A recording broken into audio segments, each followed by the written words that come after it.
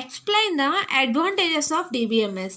So advantages of DBMS అంటే మనకి ఈ డిబిఎంఎస్లో చాలా అడ్వాంటేజెస్ ఉన్నాయి అనమాట. సో ఆ అడ్వాంటేజెస్ ఏంటో చూద్దాం. చూడండి, ఫస్ట్ అడ్వాంటేజ్ ఏంటంటే improved data sharing.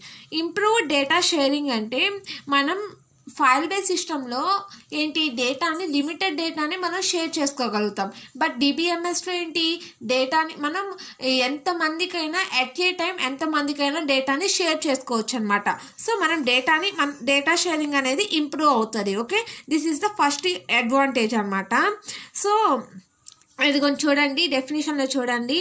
The DBMS helps create an environment in which end users have better access to more data and better managed data. Such access make is possible for end user to respond quickly to change in this environment. అంటే ఏంటంటే మనం డేటాని డిబిఎంఎస్లో ఎక్కువ మందికి share చేసుకోగలుగుతాం, అలానే క్విక్లీగా త్వరగా share చేసుకుంటాం అనమాట. Okay, this is the improved for data sharing. It is first advantage. And second advantage చూడండి, ఇంప్రూవ్డ్ డేటా సెక్యూరిటీ. డేటా అనేది సెక్యూర్డ్గా ఉంటుంది. ఎందుకు అంటే మనం ఈ డిబిఎంఎస్లో క్వరీ లాంగ్వేజ్ని యూజ్ చేస్తాము, అలానే డేటా సెక్యూరిటీ కోసం మనం కొన్ని ప్రోగ్రామింగ్ లాంగ్వేజెస్ని యూజ్ చేసి రాసాం కాబట్టి సో ఇది సెక్యూర్గా ఉంటుంది అన్నమాట. డేటా అనేది మోర్ సెక్యూర్. అలానే చూడండి, the more users access the data the greater the risk of the data security branches DBMS provide for work for better for security and security policies. ఇలా సెక్యూరిటీ పాలసీస్ని ఈ డిబిఎంఎస్లో use చేస్తారు కాబట్టి data అనేది సెక్యూర్గా ఉంటుంది, insecurity అనేది ఉండదన్నమాట. అండ్ థర్డ్ అడ్వాంటేజ్ ఏంటంటే minimised data inconsistency. Minimised data inconsistency అంటే అసలు ఇన్కన్సిస్టెన్సీ అంటే ఏంటి అంటే మనం ఫైల్ బేస్ సిస్టంలో అయితే డేటాని ఫైల్స్లో స్టోర్ చేసుకునేటప్పుడు ఆ ఫైల్స్లో స్టోర్ చేసిన డేటా అనేది డూప్లికేషన్స్ డేటాగా స్టోర్ అవుతుంది. రిడెండెన్సీ అనేది ఉంటుంది ఫైల్ బేస్ సిస్టంలో. సో దానివల్ల కొంచెం ప్రాబ్లమ్స్ ఉన్నాయి. ఏంటి ఆ ప్రాబ్లమ్స్ అంటే మనం డేటాని స్టోర్ చేస్తే డూప్లికేషన్స్ డేటాగా అది స్టోర్ అవుతుంది కాబట్టి మీరు ఏదైనా డేటా చేంజ్ చేశారనుకోండి, సో ఆల్ డూప్లికేషన్స్ డేటాలో కూడా మీరు ఆ డేటాని చేంజ్ చేయాలి. అలా చేంజ్ చేయలేదనుకోండి కొన్ని ప్రాబ్లమ్స్ అనేవి అక్కర్ అవుతాయి అనమాట. సో అటువంటి ప్రాబ్లం అనేది ఉండకుండా ఉండటానికి ఈ డిబిఎంఎస్లో ఏంటంటే ఇన్కన్సిస్టెంట్ అంటే డేటాని ఒక్కసారే స్టోర్ అవుతుంది, ఇంకో వేరే ఫైల్స్లో స్టోర్ అవ్వదన్నమాట. అంటే డూప్లికేషన్ డేటా అనేది not allowed in DBMS. So అంటే ఇన్కన్సిస్టెన్సీ ప్రాబ్లమ్ని మనం తగ్గించినట్టే కదా, అదనమాట minimised data inconsistency. So that's అనమాట. సో చూడండి, data inconsistency exist when different versions of the same data appear in different places. That provide of data inconsistency is greatly reduced in properly designed database. అర్థమైందా? So different ప్లేసెస్లో store అవ్వదు, అసలు data అనేది store అవ్వదు. So store అవ్వదు కాబట్టి అసలు data inconsistency ప్రాబ్లమే అక్కర్ అవ్వదు. So it is the important advantage. Okay, important advantage. And ఇంకా అడ్వాంటేజ్ ఏంటంటే ఇంప్రూవ్ డేటా ఐసోలేషన్. అసలు ముందు మీకు ఐసోలేషన్ అంటే ఏంటో తెలిస్తే డేటా ఐసోలేషన్ అనేది ఎలా ఇంప్రూవ్ అనేది తెలిసిద్ది అనమాట.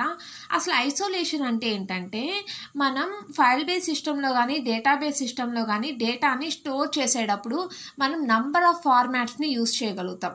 ఓకేనా, నంబర్ ఆఫ్ ఫార్మాట్స్ అంటే ఏంటి అని డౌట్ రావచ్చు. అంటే ఫర్ సపోజ్ నేను స్మాల్ ఎగ్జాంపుల్ తీసుకుంటున్నాను నంబర్ ఆఫ్ ఫార్మాట్స్కి. ఇప్పుడు మనం ఒక ఫార్మాట్లో అంటే ఒక ఫైల్లో నేను నా డేట్ ఆఫ్ బర్త్ని మంత్, ఇయర్, డేట్ ఇలా ఫార్మాట్లో నేను స్టోర్ చేశాను. ఓకేనా, అలానే వేరే ఫైల్లో కనుక నేను నా డేట్ ఆఫ్ బర్త్ని డేట్, మంత్, ఇయర్ ఇలా స్టోర్ చేశాను. ఎలాగైనా స్టోర్ చేయొచ్చు కదా. సో సేమ్ డేటానే మనం వేరే ఫార్మాట్స్ని యూజ్ చేస్తాం. సో అటువంటి ఫార్మాట్స్లో మనం యూజ్ చేయడం వల్ల కొన్ని డ్రాబ్యాక్స్ ఉన్నాయి. ఏంటంటే ఏదైనా మీరు ఒక 2 ఫైల్స్ని కంబైన్ చేశారనుకోండి, దాంట్లోనే ఉన్న ఒకలా ఉంటుంది, దీంట్లోనే ఒక ఫార్మాట్లో ఉంటుంది. ఏంటి అనేది కన్ఫ్యూజన్ అనేది వస్తుంది అనమాట. సో ఆ ప్రాబ్లమ్ని ఓవర్కమ్ చేయడానికి ఈ డిబిఎంఎస్లో ఏంటంటే ఒక్క ఫార్మాట్ని మాత్రమే యూజ్ చేయాలి అనే కండిషన్ ఉందన్నమాట ఈ డిబిఎంఎస్లో. సో ఒక్క ఫార్మాట్ని మీరు యూజ్ చేస్తే మీరు ఎన్ని ఫైల్స్ని కంబైన్ చేసినా ఒకే ఫార్మాట్లో ఉంటుంది కాబట్టి మీకు ఈజీగా ఉంటుంది అనమాట. దాన్ని మనం ఐసోలేషన్ అంటారు. సో ఇంప్రూవ్ డేటా ఐసోలేషన్, ఇప్పుడు డేటా ఐసోలేషన్ ఇంప్రూవ్ అయినట్టే కదా, మీకు అర్థమైందా ఐసోలేషన్ అంటే. సో డిబిఎంఎస్లో ఈ ఒక్క ఫార్మాట్నే యూస్ చేస్తారన్నమాట. So that is the advantage for DBMS అనమాట, ఇంప్రూవ్డ్ డేటా ఐసోలేషన్. అడ్వాంటేజ్ ఏంటంటే ఇంప్రూవ్డ్ డేటా రిడెండెన్సీ.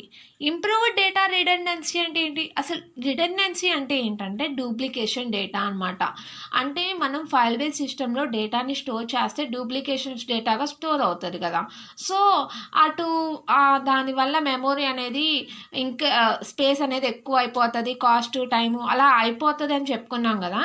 సో అటువంటి ప్రాబ్లం అనేది డిబిఎంఎస్లో ఉండదన్నమాట. ఎందుకంటే డేటా రిడెండెన్సీ అంటే ఈ డూప్లికేషన్ అనేది అసలు నాట్ యాక్సెప్ట్ అనమాట. ఈ డిబిఎంఎస్లో ఒక్కసారి మాత్రమే డేటా స్టోర్ అవుతుంది. సో అలా ఒక్కసారి మాత్రమే స్టోర్ అయితే మనకి మెమొరీ అనేది వేస్టేజ్ అనేది అవ్వదు. ఒక్కసారే కదా, ఒక్క ఫైల్లోనే స్టోర్ అవుతుంది. సో మల్టిపుల్ ఫైల్స్లో స్టోర్ అవ్వకపోతే ఆ డేటా అనేది ఆ ఫైల్లో మెమొరీ అనేది వేస్ట్ అవ్వనట్టే కదా. సో అదనమాట ఇంప్రూవ్డ్ డేటా రిడెండెన్సీ అంటే. మనం ఈ డేటా రిడెండెన్సీ ప్రాబ్లమ్ని మనం ఈ డిబిఎంఎస్లో అవ్వదు. సో డూప్లికేషన్ డేటా అనేది అవ్వదు. So these are all about drawbacks of these are all about for advantages of DBMS. Okay, thank you for watching.